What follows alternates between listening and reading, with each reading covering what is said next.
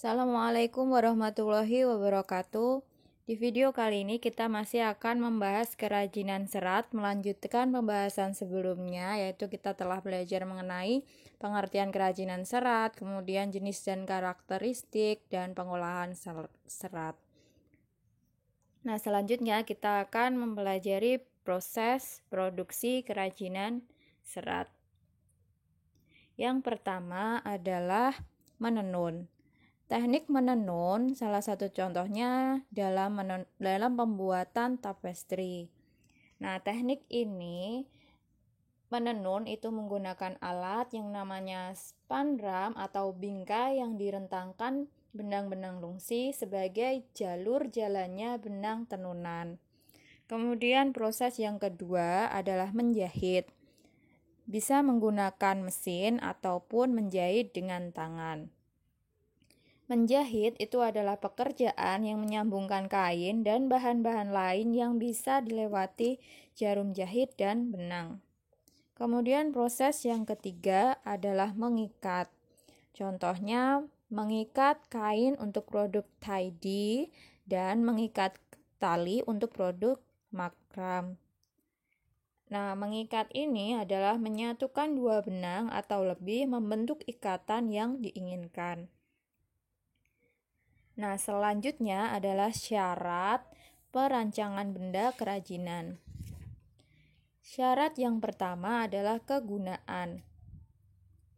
Benda kerajinan harus mengutamakan nilai praktis, yaitu dapat digunakan sesuai dengan fungsi dan kebutuhan. Contohnya, kerajinan mangkuk itu kan dapat digunakan untuk wadah sayur. Nah, kemudian syarat yang kedua adalah kenyamanan. Benda kerajinan harus menyenangkan dan memberi kenyamanan bagi pemakainya. Contohnya, dari cangkir didesain adanya pegangan sehingga memberikan kenyamanan. Yang ketiga adalah keluasan.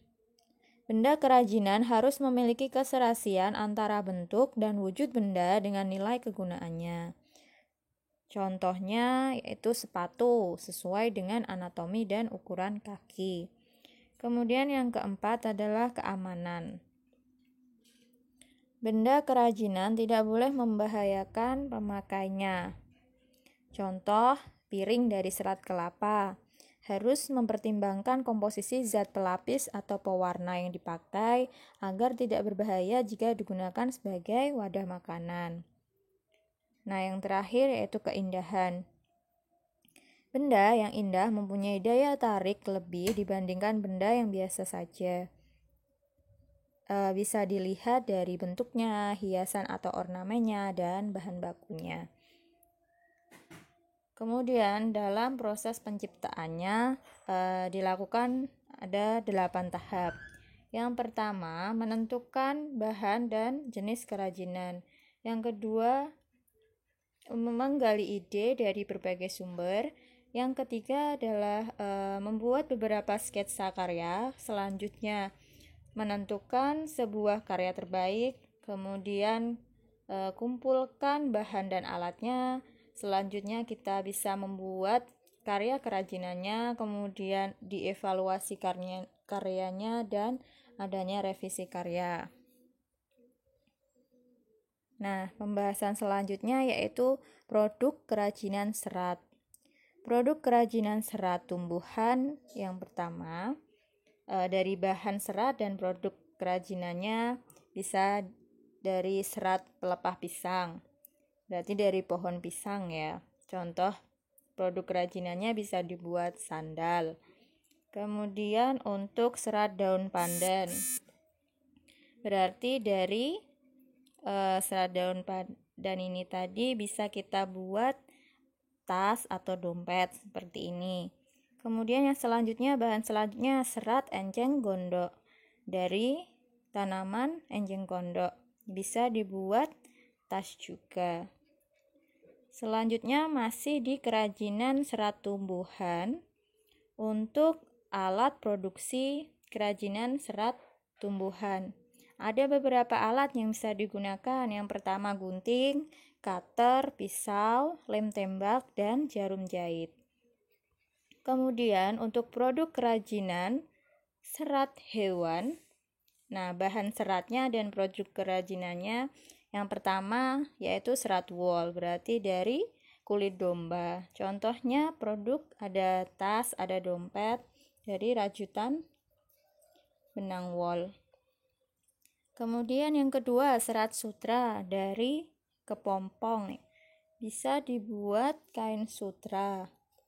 Produk kerajinannya. Kemudian bahan serat selanjutnya serat bulu alpaka dari hewan tadi ya, alpaka. Contoh produk kerajinannya bisa dibuat sarung tangan. Kemudian untuk alat produksinya dari produk kerajinan serat hewan bisa menggunakan gunting, alat pengukur bulu, baskom, kemudian jarum jahit.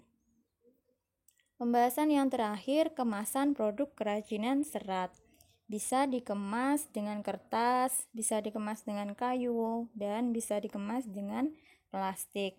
Kenapa produk kerajinan itu harus memiliki kemasan? Yang pertama untuk menjual produk, yang kedua untuk melindungi produk, yang ketiga untuk memudahkan penggunaan produk, kemudian yang terakhir memperindah penampilan produk. Nah, sekian pada video kali ini kita telah mempelajari kerajinan serat, yaitu dari proses produksinya, kemudian dari syarat perancangan benda kerajinan dan produk kerajinan seratnya, kemudian kemasan produk kerajinan serat. Sekian untuk video kali ini. Wassalamualaikum warahmatullahi wabarakatuh.